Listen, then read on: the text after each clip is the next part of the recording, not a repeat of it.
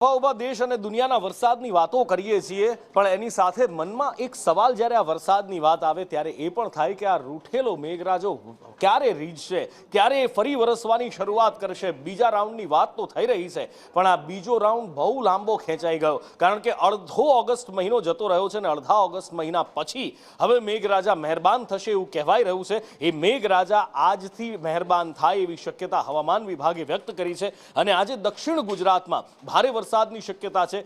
20 August સુધી રાજ્ય ઉપર 4 સિસ્ટમ સક્રિય રહેશે અને 17 ઓગસ્ટ સૌથી ભારે રહેવાનું હવામાન વિભાગનું અનુમાન છે।